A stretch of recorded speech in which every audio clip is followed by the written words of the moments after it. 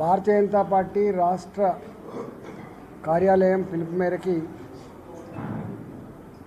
ఇవాళ మమ్మల్ని తర్వాత కాసం వెంకటేశ్వర గారు అనేక మంది నాయకులు పెద్దలు ధర్మారావు గారు వారిని ఓదార్చి వారికి మేము ఉన్నటువంటి భరోసానిచ్చే కార్యక్రమంలో మేము ఈరోజు పొద్దున్నే ములుగు జిల్లా పూర్తి చేసుకున్నాం.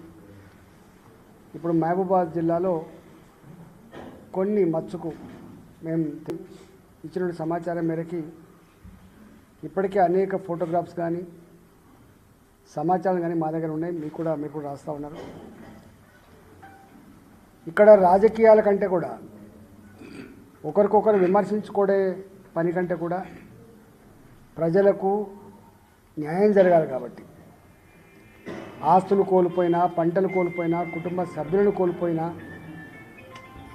వాళ్ళ ఉపాధిలో భాగంగా ఉండే గొర్రెలు పోయినా, మేకలు పోయినా, కోళ్ళు పోయినా, పశు సంపద పోయినా, ఉపాధి కల్పించే ట్రాక్టర్లు కొట్టుకపోయినా, ఇవాళ జేసీబీలు కొట్టుకపోయినా, ఆటోలు కొట్టుకపోయినా అనేకం ఒక్కటి అని చెప్పలేం. దొంగలు పడితే ఒక వస్తువు ఉంటుంది, ఒక వస్తువు పోతుంది. కానీ సర్వస్వం కోల్పోయినటువంటి గ్రామాలు, సర్వస్వం కోల్పోయిన కుటుంబాలు కూడా ఉన్నాయి.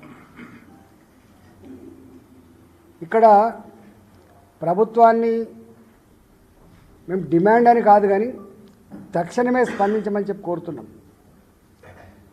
కేంద్ర ప్రభుత్వ బృందాలు రావడం, అసెస్ చేయడం, ఇప్పటికే కేంద్ర వ్యవసాయ శాఖ మంత్రి గారు, అదేవిధంగా కేంద్ర మంత్రులు మన రాష్ట్రం నుంచి ఉన్నటువంటి కిషన్ రెడ్డి గారు, బండి సంజయ్ గారు,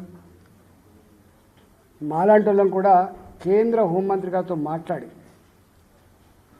తక్షణమే తెలంగాణలో పక్కకున్నటువంటి రాష్ట్ర ఆంధ్రప్రదేశ్లో కూడా సహాయ సహకారం అందించాలని చెప్పి కోరినప్పుడు వారు వెంటనే స్పందించి మీరు భరోసా ఇవ్వండి, తప్పకుండా ఆదుకుందాం, ఈ ప్రాంతం ఆ ప్రాంతం అని తేడా లేకుండా, ఈ ప్రభుత్వం ఆ ప్రభుత్వం అని తేడా లేకుండా ప్రజలందరినీ కూడా ఆదుకునే ధర్మం మన దగ్గర ఉంది కాబట్టి మనం ఆదుకుందామని చెప్పి వారు చెప్పడం జరిగింది. ఇవాళ ఉదయం కూడా మాట్లాడినాము. మేము ఒకటే కోరుతున్నాం, ఇప్పటి వరకు చాలా గ్రామాలలో అధికారులు పంట నష్టాన్ని అంచనా వేయలేదు. నెంబర్ 1. దీని మీద రెవెన్యూ యంత్రాంగాన్ని, ఎందుకంటే జిల్లాలు చిన్నయని 33 జిల్లాలకు 33 మంది కలెక్టర్లు వచ్చిన తర్వాత అసలు 2 రోజులనే మొత్తం కలెక్టర్ మొత్తం తిరిగేటువంటి ఆస్కారం ఉన్నటువంటి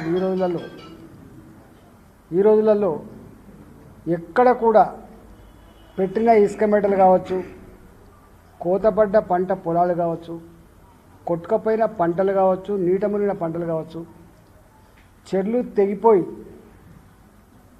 తెగిపోయి కొట్టుకపోయినటువంటి లక్షలాది రూపాయల మత్స్య సంపద కావచ్చు, ఇవాళ కూలిపోయిన ఇండ్లు కావచ్చు, ఇళ్లకు నీళ్ళొచ్చి సర్వస్వం కొట్టుకపోయినటువంటి ఆస్తులు కావచ్చు, ఇట్లాంటి వాటి విషయంలో ఇప్పటిదాకా ఏమీ అసెస్మెంట్ లేదు.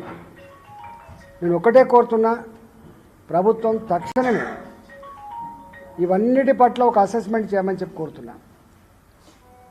ఇప్పటివరకు పిడుగుపడి చనిపోయిన వాళ్ళకి కానీ, వాగులలో కొట్టుకపోయి చనిపోయిన వాళ్ళకి కానీ ₹1 కూడా రాలే.